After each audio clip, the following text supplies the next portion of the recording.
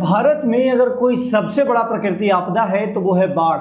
यह हर साल दस्तक देता है, जिससे जीवन और आजीविका को भारी नुकसान होता है और बुनियादी ढांचों को भी इससे भारी नुकसान पहुंचता है। भारत में बाढ़ के कारण बिहार सबसे बुरी तरीके से प्रभावित राज्यों में से एक है। एक अनुमान के अनुसार बिहार में बाढ़ लगभग 94 लाख हेक्टेयर में से 69 लाख हेक्टेयर भूमि को प्रभावित करती है, जो लगभग 73.06% है। यह न केवल बुनियादी ढांचे को प्रभावित करती है, बल्कि राज्य में सामाजिक आर्थिक जीवन को भी बुरे तरीके से प्रभावित करता है। यहाँ सबसे बड़ी आवश्यकता है तो वह बाढ़ प्रबंधन के माध्यम से बाढ़ के नकारात्मक परिणामों और दुष्प्रभावों को कम करने की।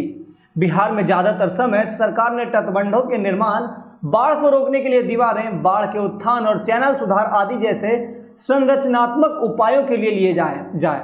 हालांकि ये इतर बात है कि सरकार इन कामों को भी गैर जिम्मेदाराना अंदाज से निपट रही है।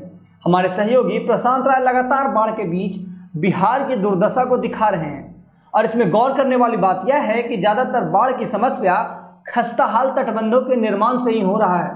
नमस्कार, मेरा नाम अंकित है और आप जनता जंक्शन देख रहे हैं। भारत में लगातार बाढ़ की घटना बढ़ रही है और इसकी विभीषिका में जो सबसे ज़्यादा प्रभावित राज्य है वो है बिहार। बिहार उत्तर में नेपाल से घिरा है और बाढ़ के पानी के निकास के लिए पूर्णतः गंगा नदी पर निर्भर है। गंगा नदी पूरे बिहार में 432 किलोमीटर की सीमा में पूर्व दिशा की ओर बहती है और राज्य को 2 असमान हिस्सों में विभाजित भी करती है। गंगा के उत्तर में मुख्यतः 2 नदियां हैं, कोसी और गंडक, और यही 2 नदियां बिहार में बाढ़ के लिए पूर्णतः जिम्मेदार हैं। इसके अलावा कुछ और भी छोटी नदियां हैं जो बाढ़ को बढ़ाने का काम करती हैं। ये सभी नदियां मुख्यतः नेपाल में हिमालय से निकलती हैं, जबकि कोसी नदी भी तिब्बत में जल ग्रहण करता है। बिहार के मैदानी इलाकों में बाढ़ की तीव्रता पिछले कुछ वर्षों में बढ़ी है, जिससे मानव पीड़ा, कृषि, आवास और बुनियादी ढांचाओं का जबरदस्त विनाश हुआ है। बिहार के मामले में नुकसान के हिस्से का विश्लेषण किया जाए तो ये इसकी तीव्रता 25 से 50% तक बढ़ी है। भौगोलिक रूप से उत्तरी बिहार में बाढ़ का खतरा कहीं ज़्यादा है, क्योंकि उत्तर बिहार में बहने वाली प्रमुख नदियां नेपाल और चीन के तिब्बत क्षेत्र से निकलती हैं। बिहार की नदियों के जल ग्रहण क्षेत्र का लगभग 65% हिस्सा नेपाल और तिब्बत में पड़ता है और केवल 35% जल ग्रहण क्षेत्र बिहार में स्थित है। और यही जल प्रवाह हर साल अपने साथ बहुत मात्रा में मिट्टी, कंकड़ और रेत अपने साथ लाती है और बाढ़ के पानी के प्रवाह में अवरोध पैदा करती है, जिसके कारण बाढ़ की समस्या हर आने वाले साल में पहले से ज़्यादा बढ़ जाती है। इसके अलावा जैसे जैसे नदियां मैदानी इलाकों में पहुंचती है और उनकी गतियों में कमी आती है, ये क्षेत्र पानी में डूबने लगते हैं। कोसी जैसी नदियां भी अपने शिफ्टिंग के लिए कुख्यात हैं।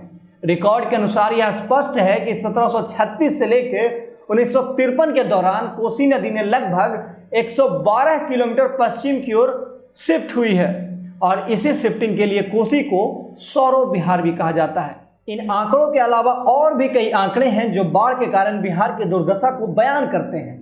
अभी मैं आपके सामने कुछ और आंकड़े पेश करने जा रहा हूं, जिससे आपको इसके भयावहता का अनुमान लगाया जा सकेगा। लगभग हर साल बाढ़ में संपत्ति को गंभीर रूप से नुकसान पहुंचता है। दोनों चल और अचल संपत्ति, खड़ी फसलों और खाद्यान्नों भी इसमें नष्ट हो जाते हैं और बिहार में बुनियादी ढांचा को बुरी तरह से अपंग कर देती है। बाढ़ की घटनाओं के कारण हुए नुकसान की भरपाई नहीं की जा सकती है।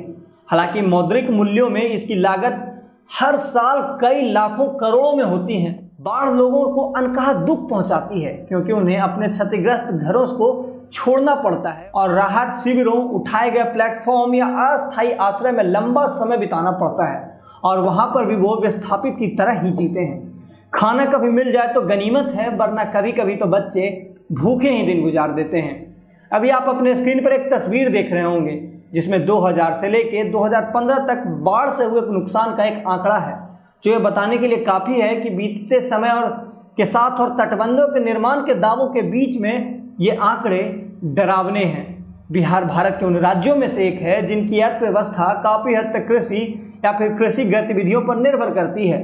इसके अलावा लगभग 78% आबादी कृषि और उसकी संबंधित गतिविधियों में या तो कृषक या तो कृषि श्रमिक के रूप में शामिल हैं। इसलिए मुख्य रूप से बिहार का सतत विकास कृषि क्षेत्र पर निर्भर करता है। बाढ़ की घटना के कारण कृषि योग्य भूमि जलमग्न हो जाती है, जो इसे कुछ वर्षों के लिए अप्रभावी बना देती है और प्रति खेती के रूप में बनी रहती है। वर्ष 2008 और 9 के बाद प्रति भूमि में उल्लेखनीय वृद्धि का अनुमान लगाया जा सकता है, जो वर्ष 2008 में कोसी बाढ़ का परिणाम है। खेत की जमीन में उच्च गाद जमाव के कारण यह क्षेत्र अनुपयोगी हो गया। कई हेक्टेयर भूमि नष्ट हो गई और घरों द्वारा संरक्षित अनाज भी नष्ट हो गए, जिसके परिणाम स्वरूप कई छोटे और सीमांत किसान भूमिहीन होते चले गए। कमजोर परिवार की महिलाएं कृषि श्रम का काम करती रहीं। तस्वीरें यह कहने के लिए काफ़ी हैं कि ज़्यादातर लोग किसानी पर निर्भर हैं और ज़्यादातर लोग बाढ़ के कारण अनियमित खेती का दंश झेलते हैं और पलायन के लिए मजबूर हो जाते हैं। ये जिलावार तस्वीरों में कामगारों की संख्या साफ साफ आप देख सकते हैं। एक और आंकड़ा है जो आपको सोचने पर मजबूर कर सकता है। इन तस्वीरों में बिहार की तुलना राष्ट्रीय आंकड़ों से की गई है, जिसमें यह साफ साफ दिख रहा है कि बिहार का ग्रोथ पूर्णतः अनियमित है। किसी साल ग्रोथ रेट बहुत तेजी से ऊपर की ओर बढ़ता है, फिर अगले ही साल धड़ाम से गिर जाता है। इन तस्वीरों में आप देख सकते हैं कि साल 2005-06 में कृषि क्षेत्र में बिहार का ग्रोथ रेट -11.42% होता है और वहीं राष्ट्रीय आंकड़ा 5.14% का होता है। अगले ही साल यानी 2006-07 में राष्ट्रीय आंकड़ा नीचे जाकर 4.16% पर रुकता है। वहीं बिहार का यह आंकड़ा अप्रत्याशित बढ़त लेते हुए 24.52% के आंकड़े को छू लेता है। फिर अगले साल भारत का आंकड़ा 5.8% पर पहुंचता है और बिहार का आंकड़ा एक बार फिर से -7.47% पर आ जाता है। हूबहू यही चीज आपको इस तस्वीर में देखने को मिल रही होगी, जिसमें बिहार का ग्राफ एक जिगजैग बना रहा है, वहीं राष्ट्रीय आंकड़ा एक समानांतर रेखा खींच रही है। ये सारे नुकसान बिहार में आने वाले हर साल बाढ़ के कारण होते हैं।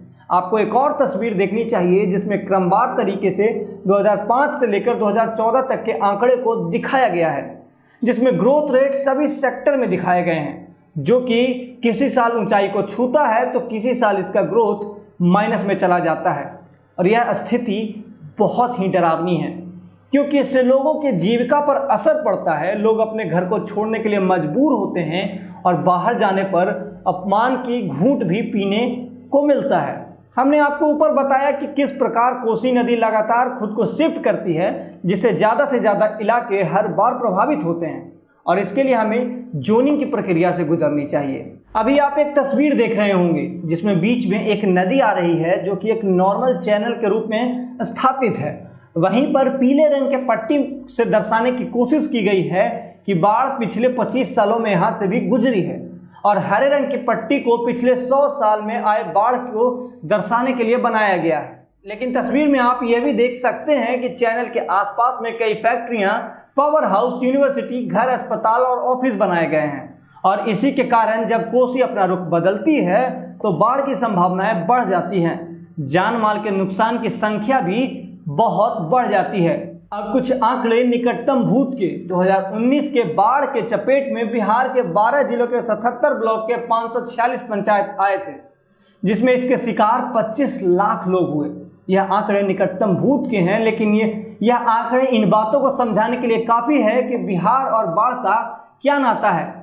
1979 से जब से सरकार ने आंकड़े जारी करना शुरू किया है, तब से 9500 लोग काल के गाल में समा गए हैं। ये सरकारी आंकड़े हैं और 1979 से लेकर अभी तक की रिपोर्ट यह कहती है कि बिहार आने वाले हर साल बाढ़ से कुछ न कुछ हद तक प्रभावित जरूर रहता है। हालांकि अब इसकी फ्रीक्वेंसी कुछ ज़्यादा ही बढ़ गई है, जिसके कारण लाखों लोग हर साल अपना घर खो देते हैं। इतिहास भी कमाल की चीज़ है, वो हमें अपने अतीत को भूलने नहीं देती, और इतिहास में दर्ज है साल 2008, जो इस बात की चीख चीख कर गवाही देता है कि बिहार ने अपनी सबसे बड़ी दुर्दशा इसी साल में देखी, जिसमें लगभग आधा बिहार डूब गया था। बिहार राज्य आपदा प्रबंधन प्राधिकरण के वेबसाइट पर जाएं, वहां कुछ आपको आंकड़े मिलेंगे। आंकड़े हैं खेती से जुड़े हुए। वहां लिखा है कि 2008 के बाढ़ के कारण 35 लाख एकड़ चावल की खेती बर्बाद हो गई, 18,000 एकड़ मक्के की खेती और 2,40,000 एकड़ अन्य फसलें भी बर्बाद हुई हैं, और इनमें 5 लाख किसान सीधे तौर पर प्रभावित हुए थे। ये तो हुई समस्याएं। अब हमें निदान पर बात कर लेनी चाहिए। सरकार क्या कर सकती है जिससे बाढ़ के खतराओं को कम किया जाए। सरकार को करना ये चाहिए कि डिटेंशन बेसिन का स्थापना किया जाए। दरअसल इसे हम गांव की भाषा में चौड़ कहते हैं। यह एक ऐसा जगह होता है जहां ज़्यादा से ज़्यादा बाढ़ का पानी रोका जा सकता है। हालांकि मानव निर्मित चौड़ तो हमारे यहाँ न के बराबर हैं, इसलिए हमें प्राकृतिक चौड़ को संभालना होगा और इसे बेहतर बनाना होगा। तटबंधों पर खासा जोर देना होगा। हालांकि ये भी लॉन्ग टर्म सोल्यूशन नहीं है, फिर भी तत्काल के लिए हमें इसे बेहतर करना ही होगा। इसे प्रभावी बनाने के लिए इसके मेंटेनेंस और रिपेयर करना होगा। साथ ही साथ बेहतर चैनल भी डेवलप करना होगा। इसे एक उदाहरण से समझते हैं। जब बिहार के कुछ जिले पानी में डूब रहे होते हैं तो वहीं कुछ ऐसे भी जिले होते हैं उसी वक्त सुखाड़ झेल रहे होते हैं। अगर हम बाढ़ के पानी को निकासी के लिए चैनल बनाएं तो इसके दो फायदे हैं। पहला, बाढ़ के पानी को बाढ़ प्रभावित क्षेत्र से निकाला जा सकेगा और दूसरा, उसे उन जगहों पर पहुंचाया जा सकेगा जहां पानी की जरूरत है। इससे किसानी भी बेहतर होगा, जनजीवन भी सुरक्षित रहेगा। एक चैनल हमें बिहार से बंगाल की खाड़ी तक भी डेवलप करना चाहिए ताकि अगर अत्यधिक पानी हो जाए तो हम उसे बंगाल की खाड़ी में छोड़ दें। बाकी इस वीडियो में इतना ही। और अगर आप ये वीडियो YouTube पर देख रहे हैं तो हमारे चैनल को सब्सक्राइब करें। अगर Facebook पर देख रहे हैं तो हमारे पेज को लाइक और फॉलो जरूर करें। धन्यवाद।